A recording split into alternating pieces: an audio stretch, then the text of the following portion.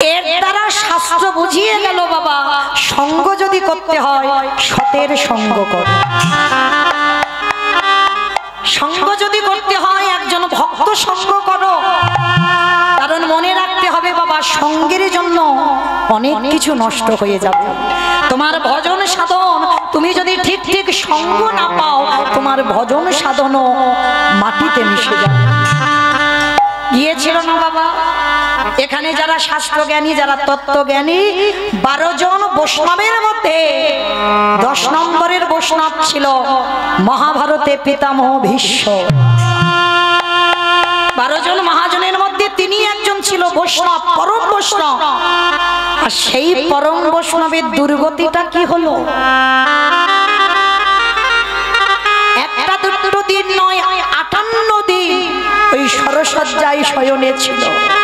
শুধু সরসজ্জায় শয়ন করলো না, একটা একটা তীর গেঁথেছে বাবা। প্রত্যেকটা তীরের আগা থেকে রক্তবিন্দু ঝরে ঝরে মাটিতে পড়ছে। কেন পড়ছিল? সঙ্গটা ভুল ছিল। যে বৈষ্ণব হবে তার এই রকম দুর্দশা হবে কেন? সঙ্গটা ভুল ছিল। কোনদিন সতের সঙ্গ করলো না, অসতের সঙ্গ করলো। আর অসতের সঙ্গ করতে করতে ওই ভীষ্মের শরীরে যত রক্তবিন্দু ছিল, প্রত্যেকটা রক্তবিন্দু অসতে পরিণত হয়ে গেল। জানো মায়েরা, এই ভীষ্ম যখন সরসজ্জায় ছিল, এই সরসজ্জায় থাকাকালীন ভীষ্মের সর্ব অঙ্গে তীর গাঁথা ছিল। অর্জুন মেরেছিল সর্ব অঙ্গে তীর, কিন্তু মাথাটায় বাবা কোনো তীর গাঁথা ছিল না। দেখবেন যারা মহাভারতের ছবি টবি দেখেন, যারা পড়েন তো খুব ভালো, আর যারা ছবি দেখেন দেখবেন ভীষ্মের মাথাতে কোনো তীর গাঁথা ছিল না। কেন? ভীষ্ম একজন বৈষ্ণব হয়ে জগৎকে শিখিয়ে দিল, ওরে জগৎ, বড় যদি হতে চাও সবার আগে মাথাটাকে নিচু করতে। আর যতদিন না তুমি মাথা নিচু করতে জানো, ততদিন তুমি কোনোদিন কারোর কাছে বড় হতে পারবে না। মাথাটা ভীষ্মেরই নিচু হয়েছিল। এইবার অসহ্য যন্ত্রণা, মানে এত শরীরে জ্বালা যন্ত্রণা হচ্ছে। পঞ্চ পাণ্ডব এসে বলছে, দাদু তুমি এবার মরে যাও, তুমি এবার মরে যাও, কারণ আমরা তোমার এই কষ্টটা দেখতে পাচ্ছি না। কারণ তোমার এই যে অঙ্গ থেকে রক্তগুলো মাটিতে পড়ছে, এর যে কত কষ্ট, এত যন্ত্রণা। আমরা 5 ভাই বলছি, দাদু তুমি এবার মরে যাও। কারণ বাবা ভীষ্মের তো ইচ্ছা মৃত্যু ছিল, মনে করলে মরবে, আর মনে যদি না করেছে মৃত্যু হবে না। ভীষ্মের কথাগুলো শুনে যখন পাণ্ডবরা বলছে, দাদু তুমি এত কষ্ট পাচ্ছ, তুমি কি মরে যেতে পারছো না? কি বাবা, আপনার সংসারী মানুষ, যখন কোনো ব্যক্তি অসুস্থ হয়, কোনো ব্যক্তি যখন খুব কষ্ট পায়, বয়স হয়ে গেছে কিন্তু মরছে না, আমরা সাধারণ মানুষ ভগবানের কাছে প্রার্থনা করি না ভগবান মানুষটা যেন মরে যায়? কারণ এই কষ্টটা দেখা যায় না। সবাই বলছে, দাদু তুমি এবার মরে যাও না। ভীষ্ম শয়ন করিয়াছে সরসজ্জায়, চোখের দুটো কোণ দিয়ে বাবা একটু একটু করে জল পড়ছে মাটিতে। দাদু তুমি কাঁদছো, কি হয়েছে দাদু তোমার? শোন বাবা, আমি চলে তো যাব, কিন্তু আজকের আমি তোদের কি করে রাজ্য চালাতে হয় একটু শিখিয়ে দিয়ে যাই। কিন্তু দাদু তুমি তো কদিন ধরে আমাদের শেখাচ্ছ, কিন্তু তোমার কষ্ট হচ্ছে কথা বলতে, তুমি এবার মরে যাও না দাদু, এবার মরে যাও। ভীষ্ম বলছে, যাবো তো আমি মরে, কিন্তু আমি মরেও যে শান্তি পাবো না রে। কেন তুমি মরে শান্তি পাবে না? পাবো কি করে? আমি যে একজনের চরণের বড় অপরাধ করে রেখেছি, ও দাদু সে কে একবার বলো, আমরা তাকে নিয়ে আসবো। কার কাছে তুমি অপরাধী? সে না এলে আমি মরতে পারবো না। সে কে তুমি বলো, তার নামটা। দ্রৌপদী। যাও একবার দ্রৌপদীকে আমার কাছে নিয়ে এসো। আমি জানি ও যদি একবার আমার নামটা শুনে আমাকে ঘৃণা করবে, কিন্তু দ্রৌপদী যতদিন আমাকে ক্ষমা করবে আমি তো মরে শান্তি পাবো না। তৃতীয় পাণ্ডব অর্জুন বলছে, দাদু তাহলে তুমি একটু দাঁড়াও, আমি একটু যাই দ্রৌপদীকে ডেকে আনি। অর্জুন ছুটে গেছে দ্রৌপদীর কাছে। দ্রৌপদী, দ্রৌপদী, ও দ্রৌপদী, একটা কথা বলবো, শোনো না। কোন মানুষ যখন মৃত্যু শয্যায় পড়ে, কোন মানুষ যখন মৃত্যু শয্যায় যন্ত্রণা পায়, ওই মৃত্যুমুখী মৃত্যু যাত্রী মানুষের মনের আশা পূর্ণ করতে হয়। দ্রৌপদী করজোর করে বলছে, স্বামী তুমি কি বলতে চাইছো? দ্রৌপদী, একবার তুমি আমার দাদুর কাছে চলো। যাব না। চুপ করো, একটা কথা তুমি বলবে না। হাজার বারো যদি বলো আমি একটা কথা বলবো, আমি তোমার দাদুর কাছে যাব না। দ্রৌপদী, যা হয়েছে তোমার সঙ্গে তুমি ভুলে যাও। মনে করো না এটা তোমার ভাগ্যে ছিল, কিন্তু দাদু যে বড় কষ্ট পাচ্ছে। তুমি না গেলে, তুমি না ক্ষমা করলে দাদু মরতে পারবে না। চলো, তোমার কাছে আমি স্বামী হয়ে হাত জোড়ো করে বলছি, তুমি একবার দাদুর কাছে চলো। সতী নারী প্রতি বাক্য পালন করতে হবে। তো দ্রৌপদী অর্জুনের কথা মতো ভীষ্ম সরসজ্জায় আছে, দরজার ধারে দ্রৌপদী গিয়ে দাঁড়িয়ে আছে। ভীষ্ম মাথাটা তুলে দেখছে দ্রৌপদী দূরে দাঁড়িয়ে আছে। এসো আমার ঘরের ভিতরে এসো। যাব না। দেখা করতে বলেছো, তোমার দরজার ধারে এসেছি, কিন্তু তোমার ছায়া যেন আমার গায়ে না পড়ে। ভীষ্ম নয়ন জলে বুক ভাসাচ্ছে। দ্রৌপদী রেগে গিয়ে বললেন, দাদু আজকে তুমি আমার স্বামীদের ধর্মের জ্ঞান দিচ্ছ। সেদিন তোমার জ্ঞান চৈতন্য কোথায় ছিল? হ্যাঁ, আজকে তুমি আমার স্বামীকে শিক্ষা দিয়ে যাচ্ছ কি করে রাজ্য পরিচালনা করতে হয়, কিন্তু সেদিন তোমার চৈতন্য, সেদিন তোমার জ্ঞান, সেদিন তোমার বিবেক কোথায় ছিল? যেদিন ওই দুঃশাসন আমার বক্ষের কাপড় ধরে টানলো, যেদিন আমি পুরুষসভা কারোর কাছে এত সাহায্য চাইনি, আমি তোমার কাছে বারবার হাত জোড়ো করে বলেছিলাম, দাদু তুমি কিছু তো বলো, কিন্তু তুমি আমাকে দেখে মুখটা ফিরিয়ে নিয়েছিলে। সেদিন আমি কেঁদে কেঁদে আমার সখা কৃষ্ণকে জানিয়েছিলাম, সখা আজ যেমন আমার চোখের জল একটা একটা করে মাটিতে পড়ছে, এই চোখের জল একদিনে যেন কাঁটা হয়ে আমার দাদুর শরীরে গেঁথে যায়।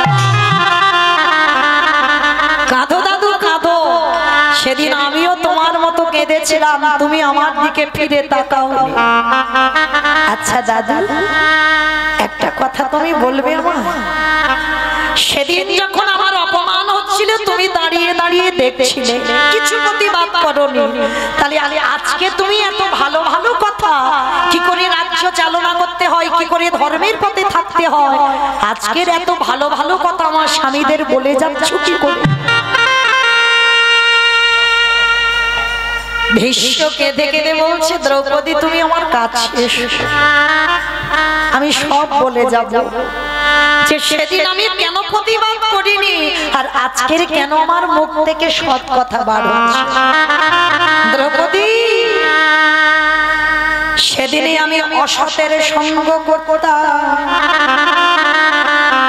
সেদিন আমি দুর্যোধনের অন্নে প্রতিপালিত হয়েছিলাম।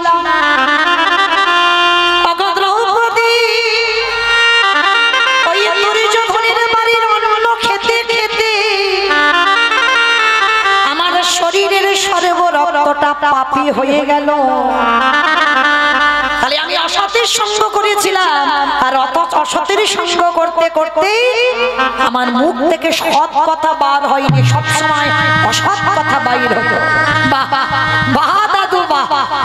তাহলে সেদিন যখন অসতের সঙ্গ করে অসৎ কথা বার হয়েছে, তাহলে আজকে তোমার মুখ থেকে সৎ কথা বার হচ্ছে কি করে? বলে দ্রৌপদী গো, তাকিয়ে দেখো এই বাণগুলোর দিকে। মানে অর্জুন যে বাণগুলো মেরেছে, সমস্ত বাণের আগা থেকে বাবা রক্ত ঝরে ঝরে মাটিতে পড়ছে। জানো দ্রৌপদী, এতদিন ভোর ওই 58টা দিন আমি যে সরসজ্জায়, এতদিন ভোর আমার শরীর থেকে যত রক্ত বার হয়েছে সব তো অসতের রক্ত। আর আমার মুখ থেকে এখন সৎ কথা কেন বার হচ্ছে জানো? এখন আমার মধ্যে যতটুকু রক্ত আছে শরীরে, এইটুকু হচ্ছে সতের রক্ত। আর সতের রক্ত আছে বলে আমার মুখ থেকে সৎ কথাগুলো বার হচ্ছে। দ্রৌপদী, তুমি আমায় ক্ষমা করে দাও। আর তুমি না ক্ষমা করলে আমি তো মরেও শান্তি পাবো না। তুমি অন্তত আমার কথা বোঝো। সেদিন আমি অসতের সঙ্গ করি, আমার ওই দুর্গতি হলো। দ্রৌপদী ছুটে এসে দাদুর চরণ যুগল হৃদয়ে বলল, দাদু গো,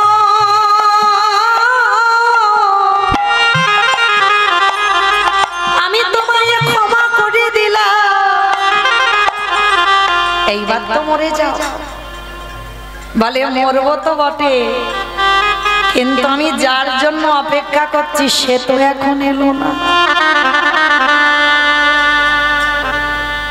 আমি যে মরবো, আমি যার জন্য অপেক্ষা করছি সে তো এখনো এলো না, আমি মরবো কি করে?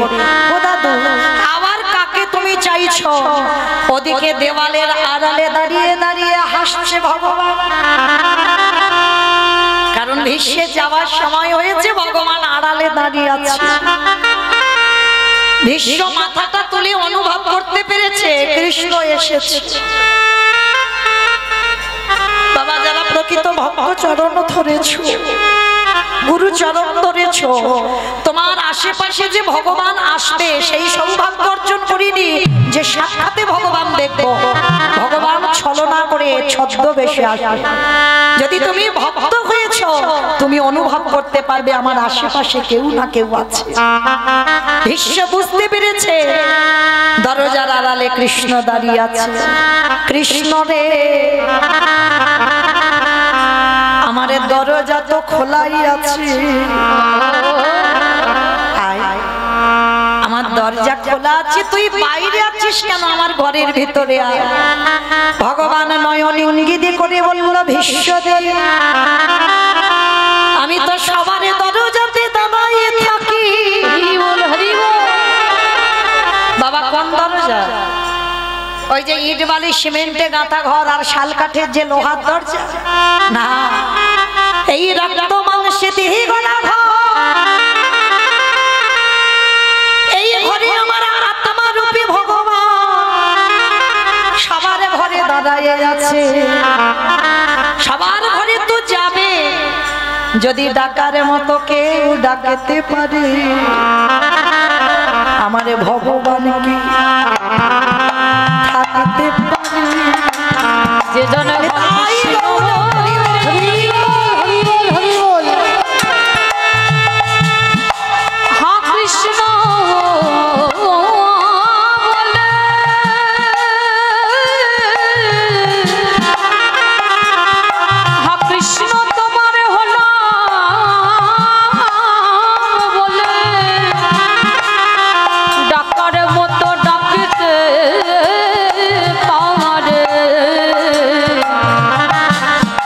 যে নয় সে কি থাকিতে পারে।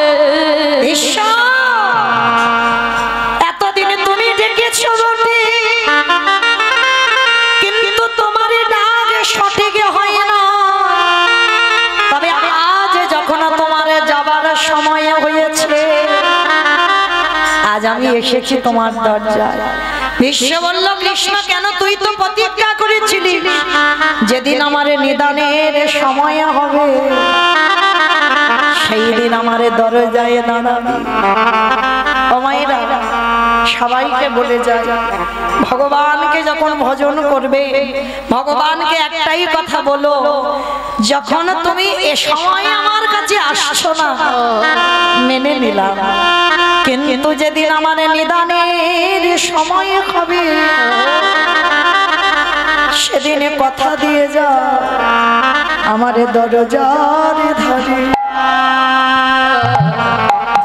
তুমি দাঁড়ায়ে রইবে। যেদিনে ভগবান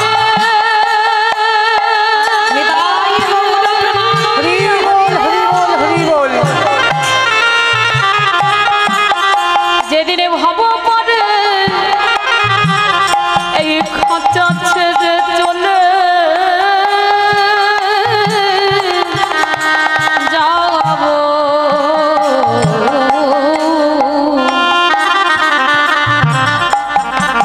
সেদিন আমার দরজায় তোমার দর্শন দিও। হে দয়াময়,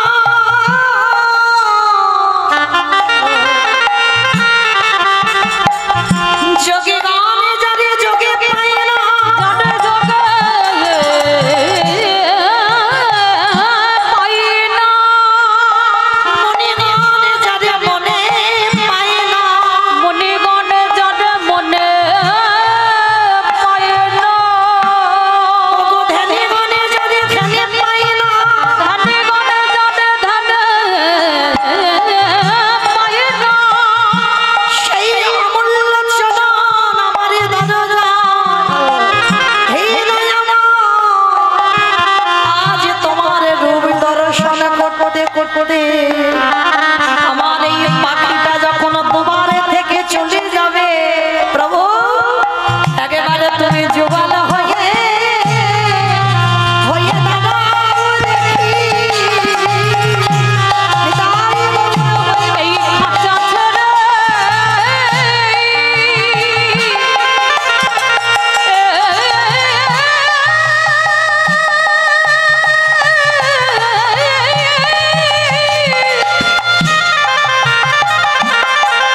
এই খাঁচা ছেড়ে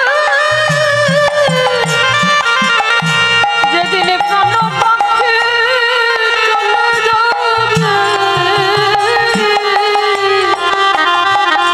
সেদিন যুগল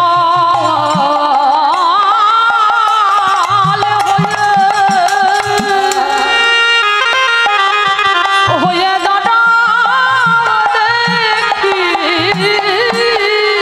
আস্তে ভগবান এসে বলছে, ভীষ্ম বলো তুমি আমাকে কোন রূপে দেখতে চাও? এই জায়গাটা বাবা খুব ভালো করে শুনবেন। বিশ্বের সামনে ভগবান কৃষ্ণ দাঁড়িয়েছে, বলছে বলো তুমি আমাকে কোন রূপে দেখতে চাও? আমি বৃন্দাবনের কৃষ্ণ হব, না মথুরার কৃষ্ণ হব, না দ্বারকার কৃষ্ণ হব? বলো তুমি কোন রূপে আমায় দেখতে চাও?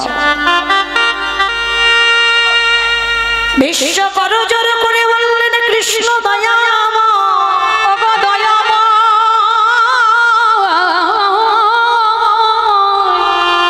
আমি বৃন্দাবনের কৃষ্ণ চাই না, আমি মথুরার কৃষ্ণ চাই না, আমি দ্বারকার কৃষ্ণ চাই না।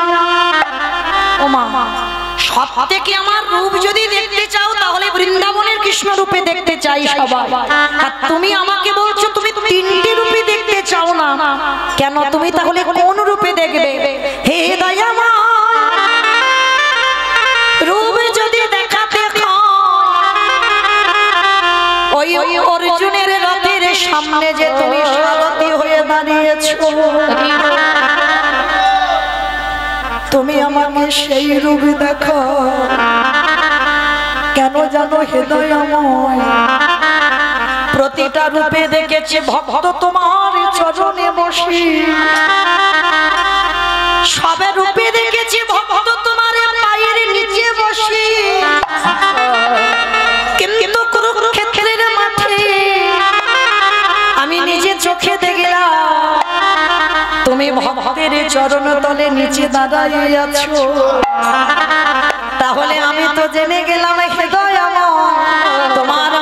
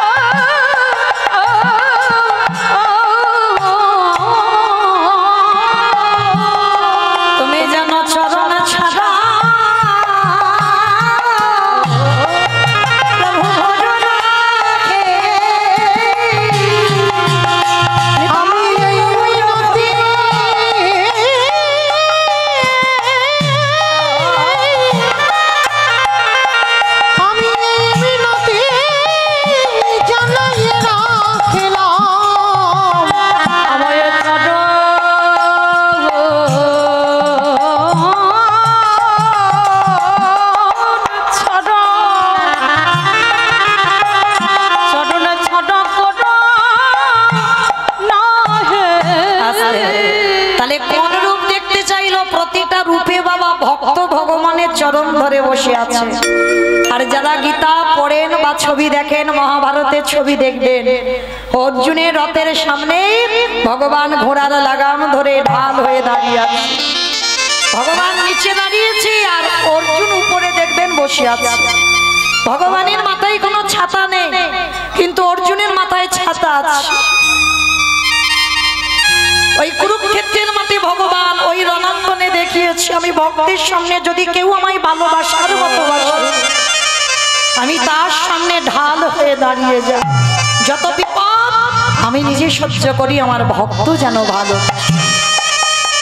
তবে ভালোবাসার মতো তো বাঁচতে হবে, তাকে ডাকার মতো তো ডাকতে হবে, তবেই তো ভগবান তোমার সামনে ঢাল হয়ে দাঁড়াবে। ভগবান কোনো জাত বিচার করে না, কোনো ভেদাভেদ করে না। এই যে মানুষ বাবা জাতের ভেদাভেদ করে, ভগবান কি করে? ভগবান দেখেন মলয় চাঁদ কাজীকে উদ্ধার করেনি, যে প্রথমে বাবা একেবারে ভালো মানুষ ছিল না, হিন্দুদের হরিনামের খোল করতাল ভেঙে দিত, কিন্তু সেই কাজীকে শেষের দিনে বাবা মহাপ্রভু নিজের হাতে কবর দিয়েছিল। নিজের হাতে ওই বামন পুকুরে, যারা মায়াপুরে যাবেন, মায়াপুরে ঢুকতে আগে স্টপেজে যে নামটা হচ্ছে বামন পুকুর, ওই বামন পুকুরে কাজীকে কবর দিয়েছে মহাপ্রভু নিজের হাতে। আর কাজীর একটা আক্ষেপ ছিল, আমার গায়ে আমার কবরের উপরে কেউ ফুল দেবে না। ভগবান বলেছিল দরকার নেই কারো, যে আমারে চায় তারে আমি চাই, যে আমারে না চায় তারে আমি না চাই। কি দরকার? অনেকে বলে না মা, টাকা পয়সা থাকলে শেষের দিনে আমার লোক থাকবে দেখবা। একটা পুত্র সন্তানের দরকার, কেন? শেষের দিনে আমার মুখে আগুন দেবে। কি মা গ্যারান্টি দিতে পারবে শেষের দিনে তোমার ছেলে তোমার মুখে আগুন দেবে? গ্যারান্টি দিতে পারবে তুমি ছেলের হাতে খাবে?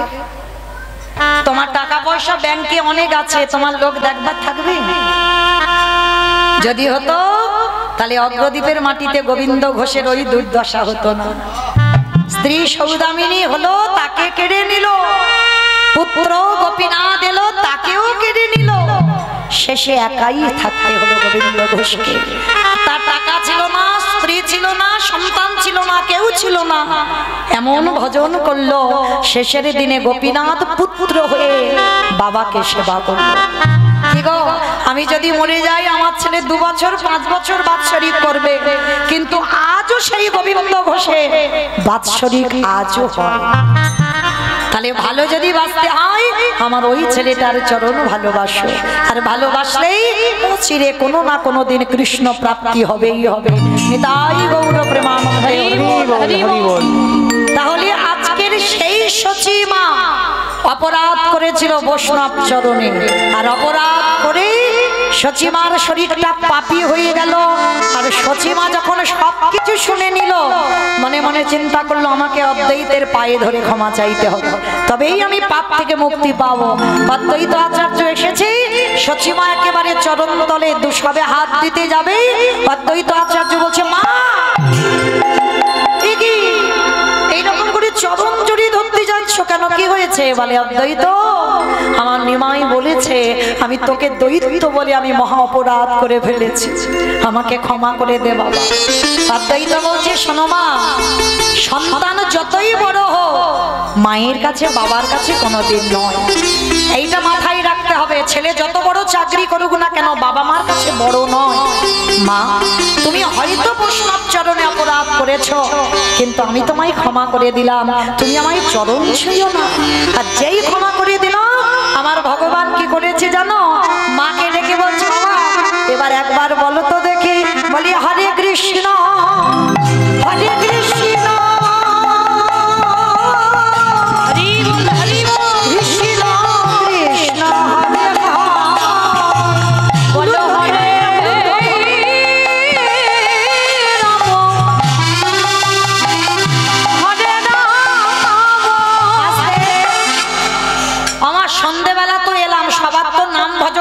হয়নি, ওই তোলো তো দেখি একবার হাত সবাই, যত মা দাদা ভাই বাবা ঠাকুর ভাইরা আছেন সবার চরণ ধরে বলছি সবাই একটু উলুধ্বনি দাও, বলি হরে কৃষ্ণ হরে কৃষ্ণ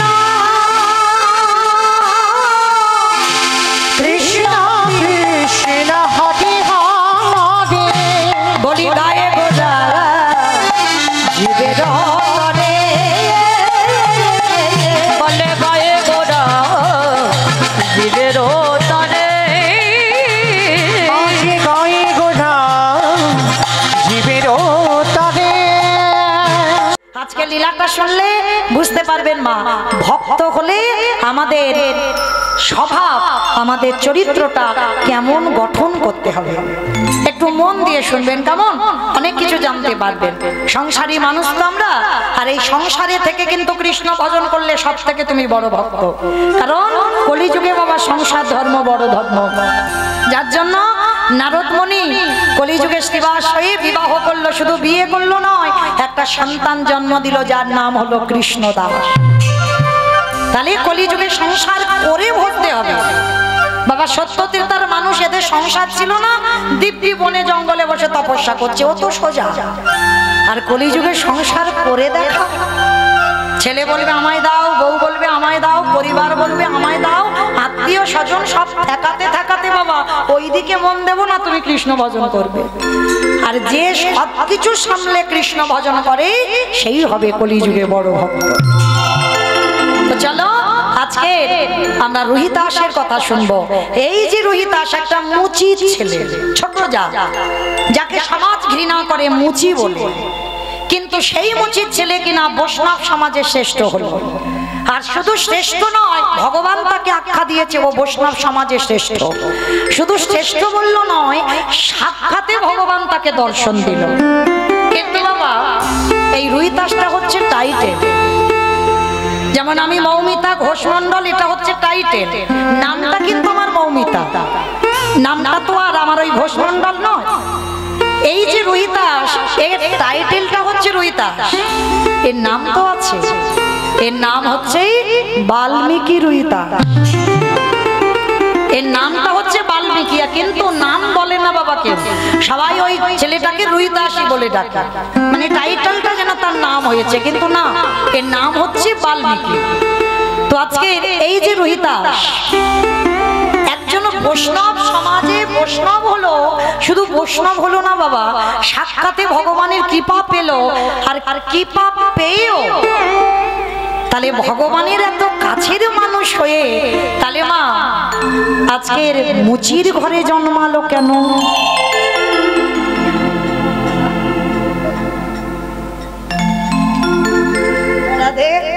ওর সঙ্গে দেখা হয়নি গো, গিয়েছিলাম সন্ধ্যাবেলায় ওদের বাড়িতে, মামার বাড়ি।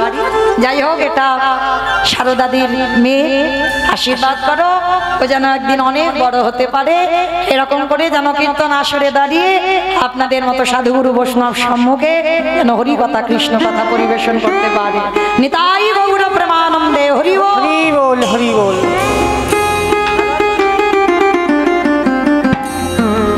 আজকের এই যে রোহিতাস, আমাদের জানতে হবে বাবা রোহিতাস আগের জন্মে কি এমন কর্ম করেছে। এইটা কিন্তু মনে রেখো মা, এ জন্মে যে আমি কীর্তনিয়া হয়েছি, নিশ্চয়ই আগের জন্মে কোনো পূর্ণ সঞ্চয় করেছিলাম, যার জন্য আপনাদের মতো গুণীজনদের সামনে আমার মতো একজন কনিষ্ঠা মেয়ে দাঁড়াতে মানে সাহস পেয়েছে। তাহলে নিশ্চয়ই পূর্বজন্মে কিছু তো কিছু না ছিল। ঠিক সেই রকম পূর্বজন্মে কি এমন কর্ম করেছিল ওই রোহিতাস, যার জন্য মুচির ঘরে জন্মাতে হলো। আর এই জীবনে যারা ছোট কুলে নিজ কুলে জন্মায়, নিশ্চয়ই তো কোনো কুকর্ম থাকে। তো আজকের এই যে রোহিতাস কি এমন কর্ম করেছিল, যার জন্য ছেলেটা আজকে মুচির ঘরে জন্মালো। চলো মা একটু মন দিয়ে শুনবে, কেমন? আর আগের জন্ম এ জন্মে যেন গন্ডগোল হয়ে না যায়।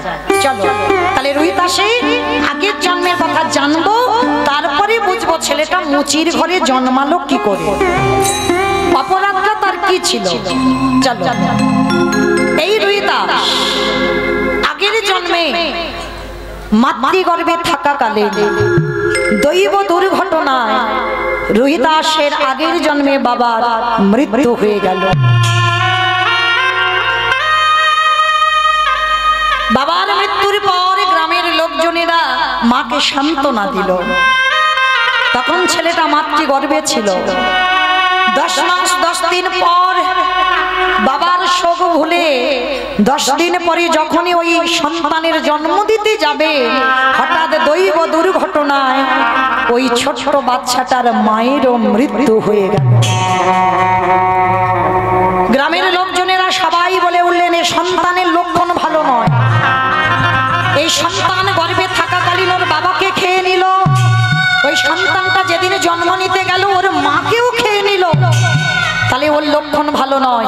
এই ওকে কেউ নিয়ে যাবি না তোরা বাড়িতে, কারণ যে সন্তানের বাবা মা চলে যায় সে তো সমাজে অনাথ হয়ে যায়।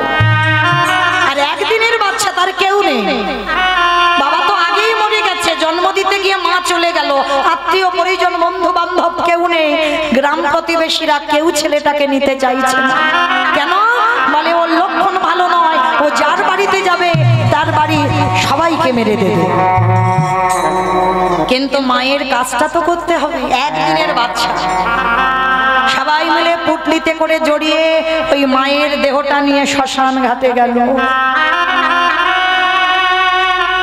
শ্মশান ঘাটে গিয়ে বাবা মায়ের দেহটা চিতার উপরে সাজিয়ে দিয়েছে। একদিনের বাচ্চা, সে কি কিছু দেখতে পাচ্ছে না কিছু জানে? সমস্ত গ্রাম প্রতিবেশীরা যারা দাহ করতে এসেছিল সবাই তো দাহ কাজ শেষ করলো। এবার এ বলছে বাচ্চাটাকে তুই নে, ও বলছে বাচ্চাটাকে তুই নে, কেউ ছুঁতেও চাইছে না। কেন? ওর নাকি লক্ষণ ভালো নয়। কিন্তু বাবা রাখে হরি মারে কে, আর মারে হরি রাখে কে? ভগবান যদি মনে করি কারোরই রাখবে তাকে কি নিতে পারে?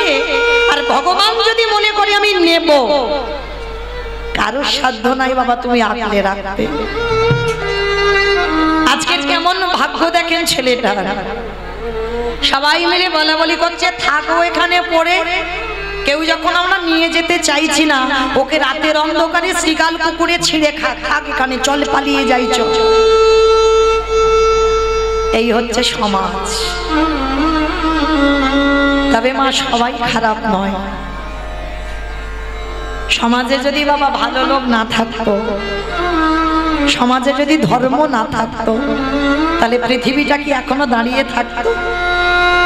অধর্ম তো থাকবে, কিন্তু তার সঙ্গে সঙ্গে ধর্মও আছে, যার জন্য এখনো পৃথিবীটা দাঁড়িয়ে আছে। না হলে কবেই বাবা ভগবান ধূলিসাৎ করে দিত।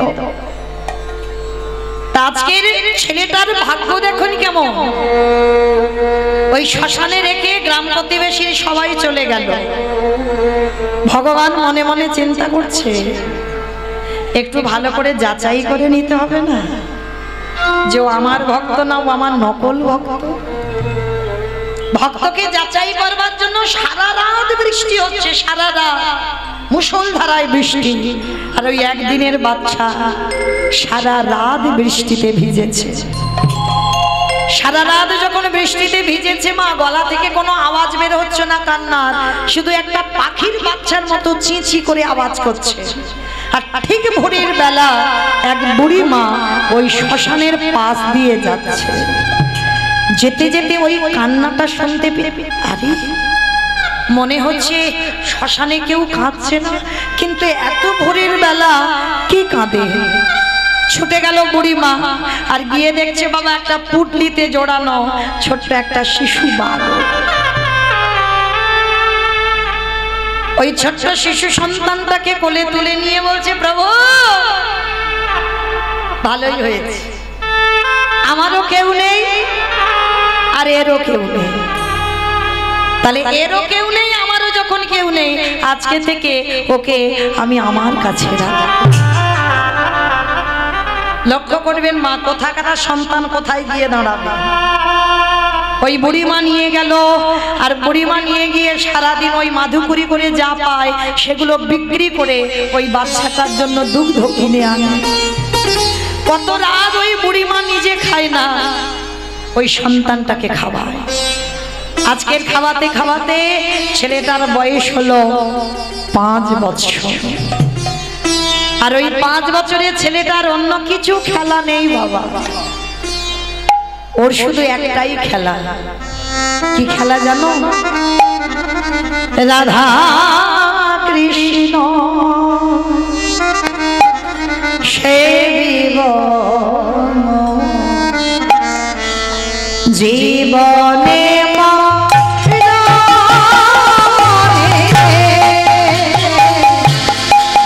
রাধা কৃষ্ণ সেবিব মুই জীবনী মনে আজ যে স্থানে লীলা করেন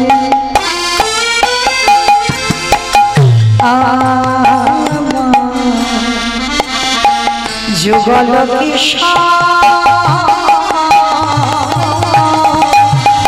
আহা যে স্থানে লীলা করে যুগল কিশোর আজ সখীর সঙ্গিনী হইয়া আজ সখীর সঙ্গিনী হইয়া আজ বাহির রাধা কৃষ্ণ জীবনী মনে রাধা কৃষ্ণ সেবিব জীবনী মনে আজ বৃন্দাবনে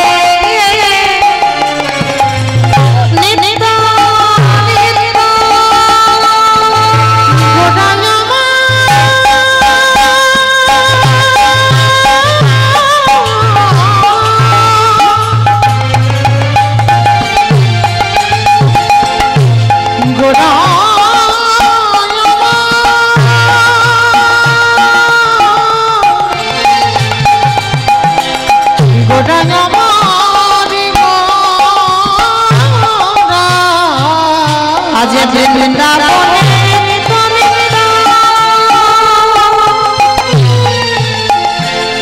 ওই যুগল লীলা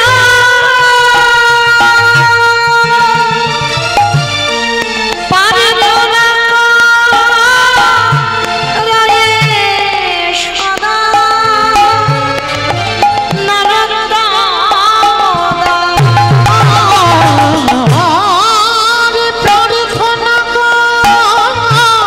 রায়ে সদা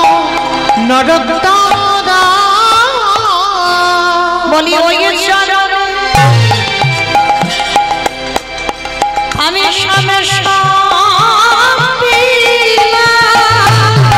আমার জীবন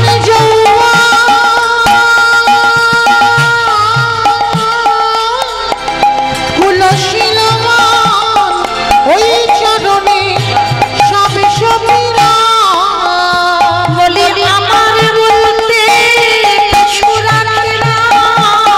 আমি ওই চরণে সবে সবিরা বলি আমার বলতে কিছু না আমার দেহ মন প্রাণ জীবন যৌবন আমার চরণে সদা পবনময়া আমি যে ওই চরণের অভিলাষ তোমার ওই চরণে সবে সবিরা আমার বলতে রাখি নাই হে চরণে ছাড়া ওই চরণে আশ্রয় নাহে তুমি চরণে ছাড়া ওই চরণে আশ্রয় ওই চরণে আশ্রয় নাহে ওই চরণে সবে সবিনা আরে ধরা করে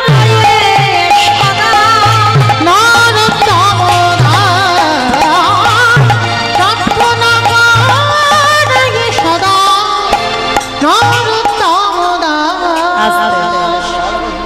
এইবার যেই না ওই ছোট্ট ছেলেটার ভজন সাধন সবটাই ভগবানের চরণ।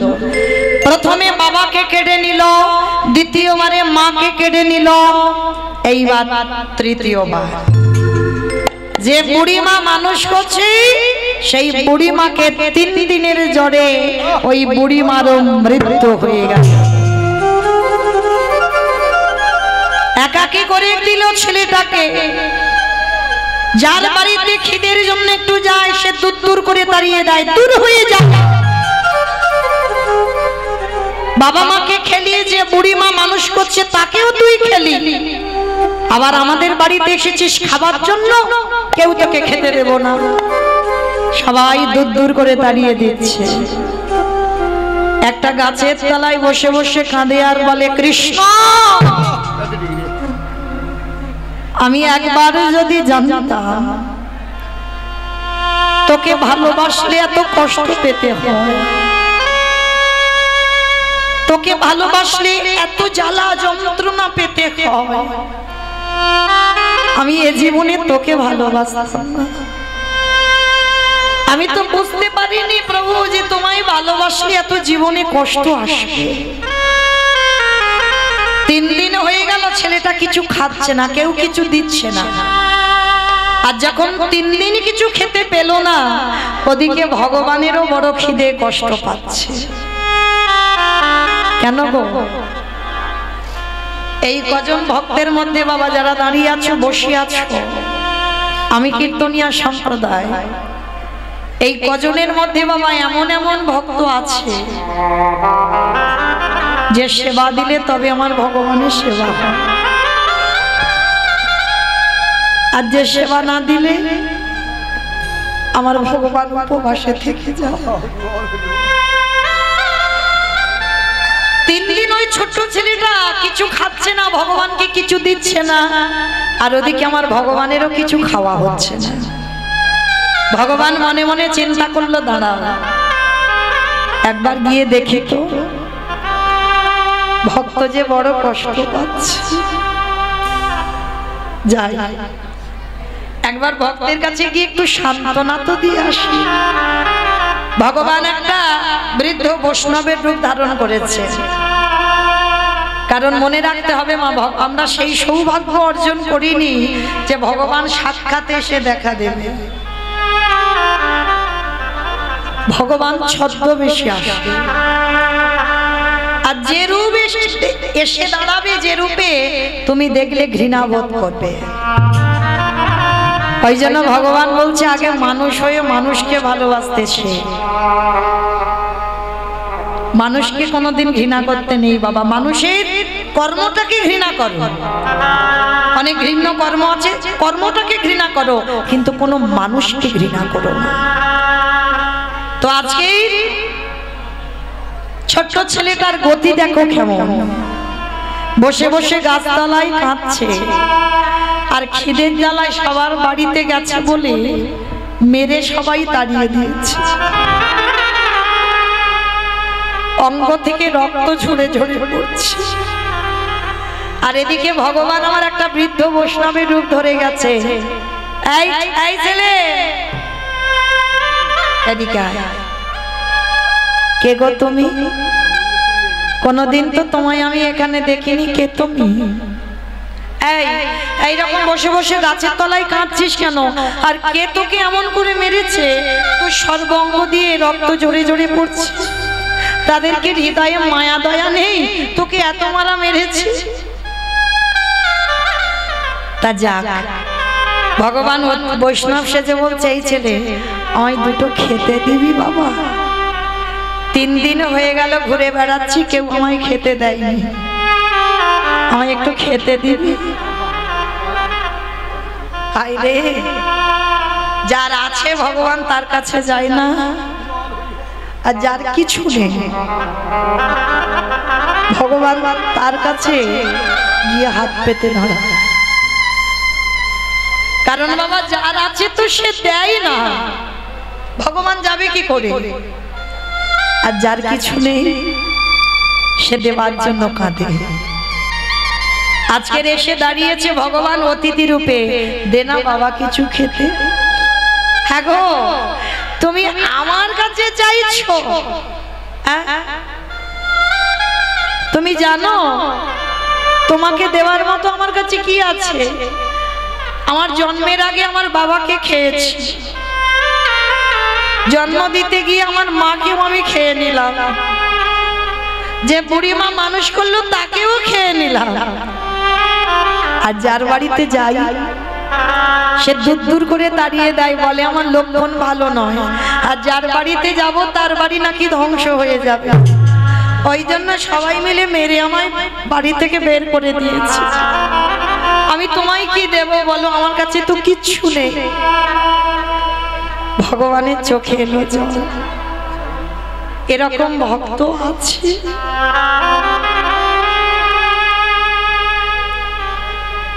এমন সরলতা, এমন প্রেম, এমন ভালোবাসা আছে। এই ছেলে, তা ঠিক আছে, তুইও খেতে পাসনি 3 দিন, আমিও 3 দিন খেতে পাইনি। তাহলে একটা কাজ কর, তোর খাবারের একটা দিশা আমি বলে দিই। একটু দূরে যাবি, ওইখানে গিয়ে দেখবি একটা আশ্রম আছে। ওই আশ্রমে অনেক ছোট ছোট বাচ্চারা থাকে। যা, আজকে থেকে তুই ওই আশ্রমে গিয়ে থাকবি। আচ্ছা বাবা ঠাকুর, আমি আশ্রমে গেলে থাকতে দেবে কেন? আমার তো কেউ নেই গো জগতে, আমি যে অনাথ। আশ্রমে থাকতে গেলে বংশ পরিচয় তো কিছু লাগবে, আমার তো কিচ্ছু নেই। কে বলেছে? শোন, তোর কাছে যেটা আছে সবার কাছে সেটা নেই। সেটা কি গো মা? যেটা হলো ভক্তি। ওইটাই দিয়ে তো ভগবানকে জয় করা যায়। পাণ্ডিত্য দিয়ে পাওয়া যায় না ভগবানকে।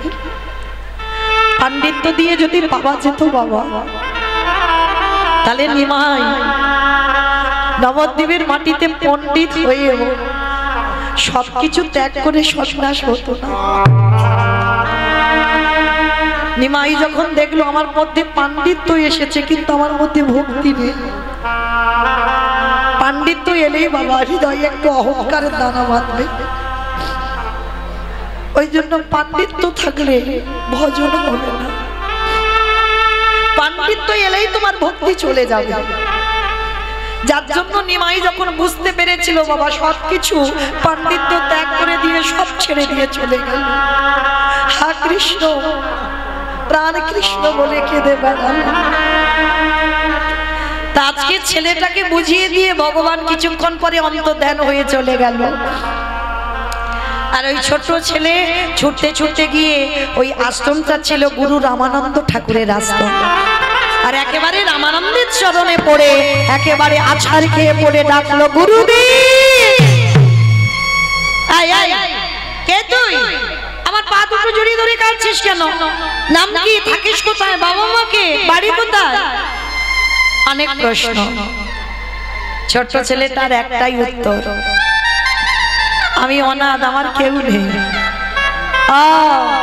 এই জন্য আমার পা দুটো জড়িয়ে ধরলি? হ্যাঁ রে বাবা, আমার আশ্রমে থাকতে গেলে কিছু নিয়ম আছে। ভালো গুরুদেব, আমায় কি করতে হবে? আমি করব। শোন, আমার এই গুরু আশ্রমে থাকতে গেলে তাকে মুষ্টি ভিক্ষা করতে হবে। আমার মুষ্টি ভিক্ষার একটা নিয়ম আছে। এই যে আমাদের শরীর যতক্ষণ চলবে ততক্ষণ বাড়িতে বাড়িতে ভিক্ষা করতে পারবো, কিন্তু এই যে মুষ্টি ভিক্ষাটার নিয়ম রামানন্দ স্বামী মাত্র 3টে বাড়ি। আর 3টে বাড়ির ভিতরে গেলে হবে না, তুমি রাস্তা দিয়ে যাবে, তোমার কাঙাল দেশ দেখে, তোমার ওই পাগল মনে করে গেরুয়া পোশাক দেখে কেউ যদি বাড়ির বাইরে এসে তোমার 1 মুষ্টি ভিক্ষা দেয়, ওই রকম 3 মুষ্টি ভিক্ষা, 4 মুষ্টি নিলে হবে না, 3 মুষ্টি ভিক্ষা এনে আমার প্রভুর জন্য রন্ধন করে দিতে হবে। কিরে ছেলে, পারবি? পারবো, পারবো গুরুদেব। তবে শোন, যদি কোনোদিন অন্যথা হয় সেদিন কিন্তু আমি গলা ধাক্কা দিয়ে আশ্রম থেকে বের করে দেব। ঠিক আছে গুরুদেব, আমি কথা দিচ্ছি কোনোদিন আমার ভুল হবে না, আমি প্রতিদিন মুষ্টি ভিক্ষা করব। আশ্রয় পেয়ে গেল। আর যেই না গুরুদেবের আশ্রয়ে পেয়ে গেল, ভগবান মনে মনে চিন্তা করলো, প্রথমে ওর বাবাকে কেড়ে নিলাম, দ্বিতীয়বারে ওর মারে কেড়ে নিলাম, তৃতীয়বারে যে বুড়িমা মানুষ করলো তাকেও কেড়ে নিলাম, এইবার চতুর্থবার দেখি এইবার কি করে। মনে রেখো বাবা, যারা কৃষ্ণ ভক্ত হবে তাদের কোনোদিন দুঃখে শেষ হবে না। একটার পর একটা বাবা লাগাতার লেগে থাকবে, দুঃখ কষ্ট ব্যথা বেদনা। তারা জীবনে খুব সুখী হবে না। কেন জানো? অতিরিক্ত সুখ যদি তোমার মধ্যে এসে যায়, তুমি কৃষ্ণ ভুলে যাবে। যত কষ্ট পাবে, যত ব্যথা বেদনা পাবে, তত কৃষ্ণ তোমার কাছে থাকবে। হরি বল, হরি হরি। তো আজকে ছেলেটাকে কিভাবে বাবা কষ্টি পাথরের মতো ঘষে নিচ্ছে দেখো। ছেলেটা প্রতিদিন মুষ্টি ভিক্ষা করে। আর জানো মা, ওই গ্রামে এক জমিদার মার বাড়ি, প্রতিদিন ওই ছেলেটাকে ডাকে। সে মায়ের কোনো সন্তান নেই, কিন্তু একদিনও ছেলেটা যায় না। কারণ আদেশ আছে তো গুরুদেবের, কারোর বাড়ি অযাচিত ভাবে কিছু নেওয়া যাবে না। কিন্তু ভগবান আজকের পরীক্ষার মুখে ফেলেছে। কিরকম? ভগবান ডাক দিল, পবন দে, বরুণ দে, ইন্দ্র দে, যাও তোমরা এমন করে ঝড় বৃষ্টি তুলবে, ওই ঝড় বৃষ্টিতে যেন আমার ভক্ত আর আশ্রম থেকে বেরোতে না পারে। তারপরে দেখো কি হয়। সঙ্গে সঙ্গে বাবা পরিষ্কার আকাশ মেঘাচ্ছন্ন, মুহুর মুহুর বজ্রপাত, ঝড় বৃষ্টি প্রবাহ। রামানন্দ স্বামী ডাকছে, এই খোকা, এখনো এখানে বসে আছিস? তুই মাধুকরিতে যাবি না? গুরুদেব, এত ঝড় বৃষ্টি, এই বড় বড় গাছ ভেঙে পড়ে যাচ্ছে, আর এই ঝড় বৃষ্টিতে কে আমায় দেখতে পাবে, কে আমায় মুষ্টি ভিক্ষা দেবে? গুরুদেব, আপদার্থ। আমি তোকে বারবার বলেছিলাম গুরু বাক্য লঙ্ঘন করা যাবে না, তোকে রোজ মুষ্টি ভিক্ষা করতে হবে। যাচ্ছি যাচ্ছি গুরুদেব, তুমি বকো না, আমি এক্ষুনি যাব। ওই ঝড় বৃষ্টি বাদল মাথায় নিয়ে ছেলেটা বেরিয়ে পড়ল। আর যখন প্রচুর ঝড় বৃষ্টি হয় মা, কেউ কি বাড়ি থেকে বেরো? সারা গ্রাম ঘুরছে, কেউ এক মুষ্টি ভিক্ষা দিচ্ছে না। ঝড় বৃষ্টিতে তো সবাই বাড়িতে আছে, কে দেবে? হঠাৎ বাবা ওই ছোট্ট ছেলেটার মনে পড়ে গেল, গুরুদেব তো ঘরে আশ্রমে আছে, গুরুদেব তো দেখতে পাচ্ছে না। আমি একটা কাজ করি, ওই গুরু, ওই যে জমিদার মা প্রতিদিন আমাকে ডাকে সন্তান স্নেহে, আজকের ওই জমিদার বাড়িতে যাব। আর জমিদার বাড়িতে গিয়ে কিছু জিনিস অযাচিত ভাবে আমি চেয়ে আনব। আর গুরুদেব তো জানে না, উনি কি আর দেখতে পাবে? আর আমি সেটা রন্ধন করে গুরুদেবকে দিয়ে দেব। এটাই ছিল বাবা সব থেকে বড় ভুল। এ ছেলে তো বুঝে উঠতে পারিনি রামানন্দ যোগী পুরুষ। আশ্রমে বসে থাকলে কি হবে বাবা? চোখ দুটো বন্ধ করলে ত্রিনয়নে বাবা সব কিছু দেখতে পেয়ে যায়। সেইটা ওই ছেলেটা বুঝতে পারলো না, অযাচিত ভাবে জমিদার মার কাছ থেকে অনেক চাল ডাল নিল। আর চাল ডালের পুটলিটা নিয়ে আশ্রমে ফিরে এসে রন্ধন করে যেমন গুরুদেবকে দেয় গুরুদেবকে দিয়েছে। আর গুরুদেব যেমন ভোগ লাগায় আজকে ঠিক সেইভাবে ভোগ লাগাচ্ছে। আসন পেতে দিয়েছে, ডালাটা নিবেদন করেছে, আর নিজেই দুয়ারে বসে ধ্যানাযোগে দেখতে পাচ্ছে যে ভগবান প্রতিনিয়ত আসনে বসে দেখতে পায় রামানন্দ নিজের চোখে, যে প্রভু আসনে বসে প্রসাদ পাচ্ছে। কিন্তু আজকে রামানন্দ স্বামী দেখছে ভগবান আসনে বসে প্রসাদ পাচ্ছে। এ কি হলো? তবে কি আমার এই প্রসাদের থালাতে কোনো ত্রুটি হলো? ফেলে দিয়েছে, ওটা বাদ দিয়ে নতুন করে আবার পারস সাজিয়েছে, সাজিয়ে আবার নিবেদন করেছে।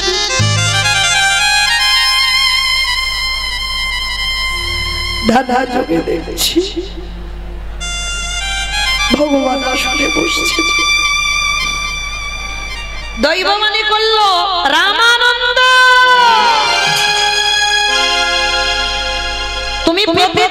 মুষ্টি ভিক্ষা দাও বলে আমি তোমার আশ্রমে প্রসাদ খাবো। কিন্তু আজকে তোমার শিষ্য ঘোর অন্যায় করে ফেলেছে।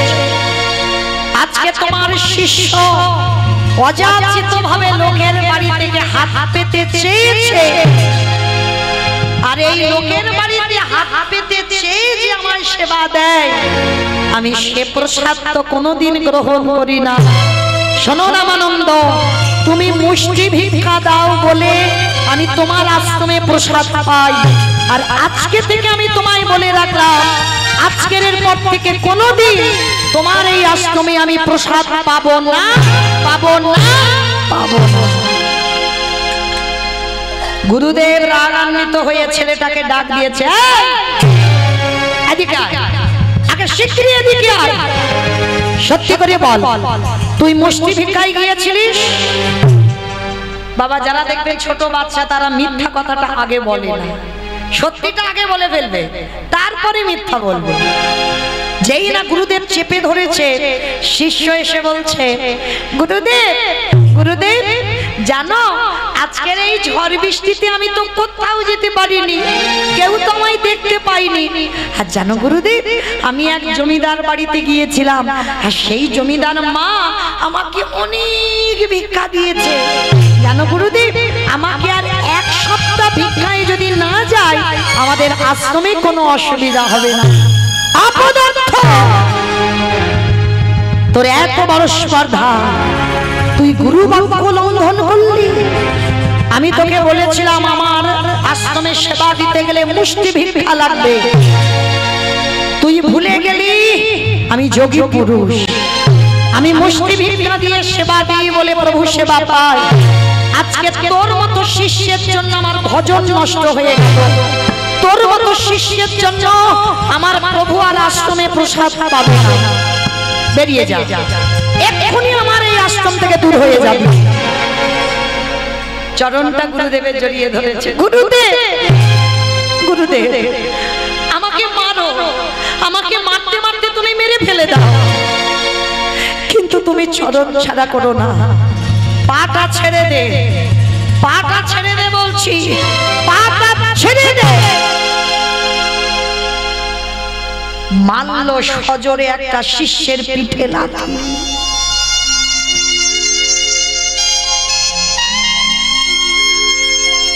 এত জোরে লাথি মেরেছে মা, ছোট বাচ্চা তো, পিঠে খড়মের চিহ্নটা পড়ে গেছে।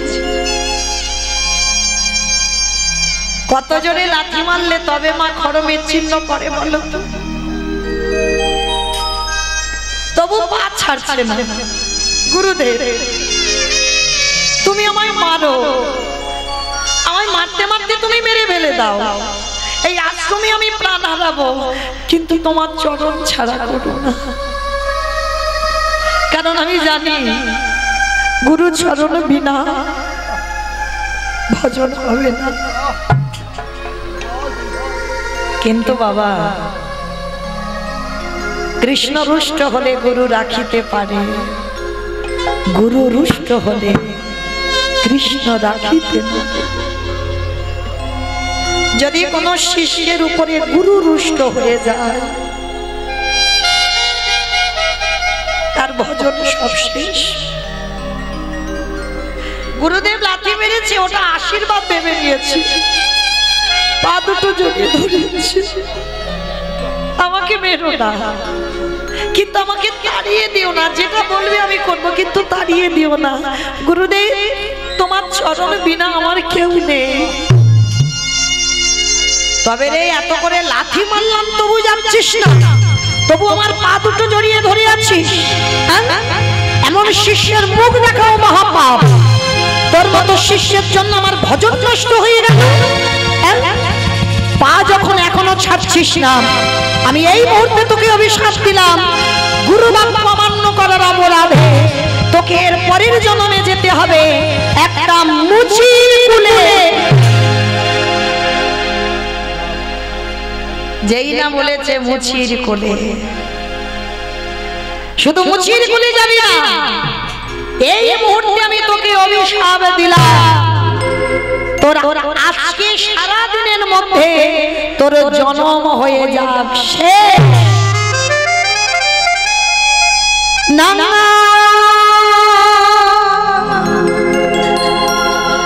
বলো না আমি আর সইতে পারি না আমি সইতে পারি না না বলো না এই মুহূর্তে তুই বেরিয়ে যাবি তোমার থেকে আমি আর সহিতে পারি না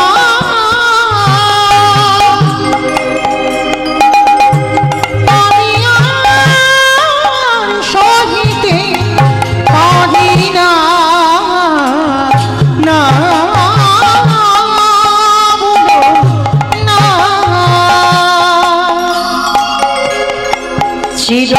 চিরগান চিরধনে যে তুমি আমার ছাড়িয়া তুমি যেও না আমার ছাড়িয়া তুমি যেও না চিরবাঞ্ছিত ধন যে তুমি আমায় ছাড়িয়া তুমি যেও না আমায় ছাড়িয়া তুমি যেও না না বলো না ও গো গুরুদেব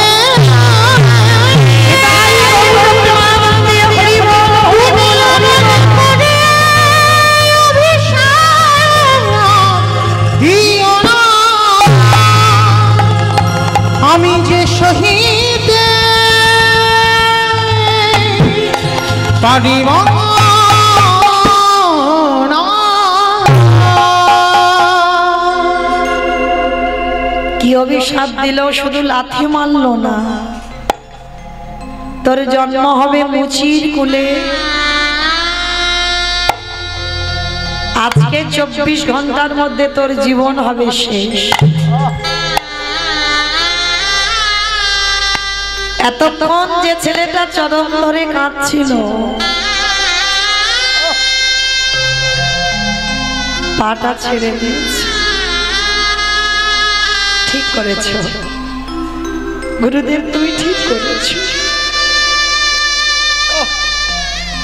আমার মতো পাপীর কোনো অধিকার নেই তোমার চরণ সেবা করার গুরুদেব এই যে তুমি আমায় অভিশাপ দিলে আমি মুচি খুলে যাব কিন্তু গুরুদেব তোমার চরণে আমার নিবেদন আমি রামে জানি না নারায়ণে জানি না আমি কৃষ্ণ জানি না আমি ওই মুচি কুলে গিয়ে যেন আমি গুরু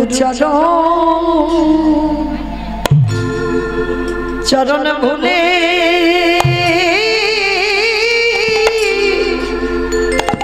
ভুলে না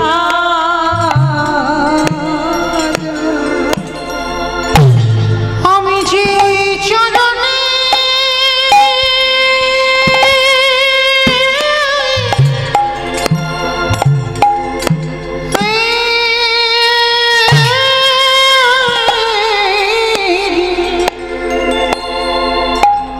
আমি যে ওই চরণে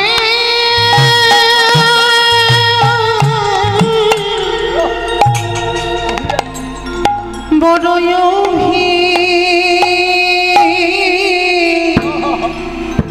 অভিলাষী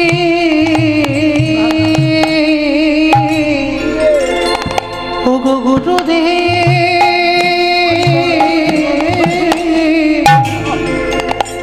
আমি যেন ওই চরণ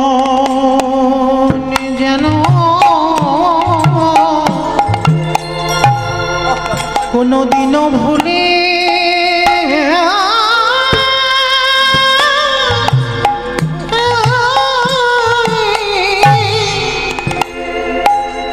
ভুলে না যা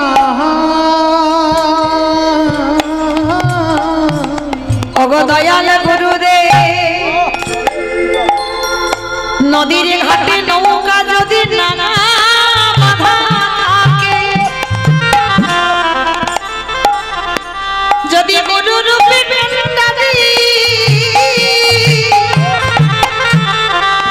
যদি তোমার ওই নৌকা খানা পেয়ে নিয়ে না যায়, তাহলে বলো বলো কলির জি আমাদের কৃষ্ণ বাবা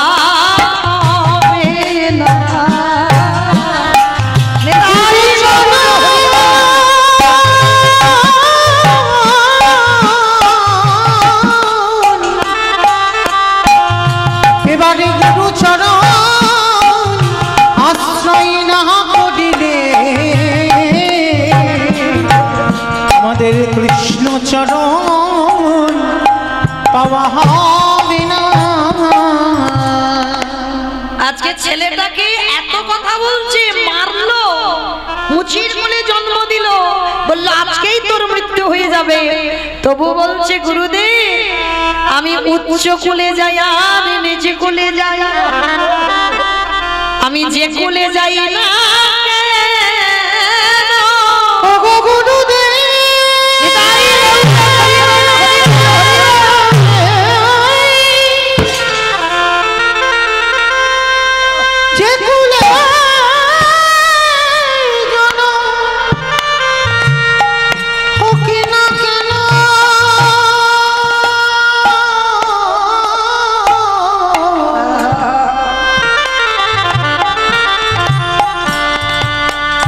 আমি যেন গুরু চরণ ভুলে না যাই। গুরুদেবের শিষ্যকে ধরে বলল খোকারে আমি বড়ই অপরাধ করে ফেললাম, আমি রাগে বসে ক্রোধে বসে তোরে অভিশাপ দিয়ে দিলাম, কিন্তু তোরে মতো শিষ্যই আমি দেখি নাই, এত মারলাম এত বকলাম এত অভিশাপ দিলাম, তবু তুই আমার চরণ ছাড়বি না। গুরুদেব আশীর্বাদ করো, আমি যেন মুচি কুলে গিয়ে সবাইকে ভুলে যাই, আমি যেন তোমার চরণ না ভুলি। আশীর্বাদ দিল, তথাস্তু তাই হবে বাবা। ছেলেটা গুরুকে প্রণাম করে স্নানে নেমেছে দুপুর বেলা। বাবা মৃত্যু যদি কপালে থেকে থাকে, তুমি ঘরের ভিতরে থাকলেও বাবা তোমার মৃত্যু হবে। তোমার কপালে যদি আজকের মৃত্যু লেখা থাকে, কোথা থেকে মৃত্যু হবে তুমি কল্পনা করতে পারবে না। যে ছেলে সাঁতার জানে বারাণসী নদীর জলে স্নান করতে নেমেছে, আর কখন পাপ পিছলে এমন করে পড়ে গেল ছেলেটা ওই বারাণসী নদীর জলেই ডুবে প্রাণ চলে গেল, গঙ্গার জলে প্রাণ চলে গেল। আর ওই ছেলেটার মৃত্যুর পর পরবর্তী দিনে আসছে ওরই কাছাকাছি কাশীধামে, বারাণসীর পাশেই কাশীধামে জন্ম নিল ভক্ত রহিলা। কাশীধামে জন্ম নিল ভক্ত রহিলা, কাশীধামে জন্ম নিল ভক্ত রহিলা। উলুধ্বনি হরিধ্বনি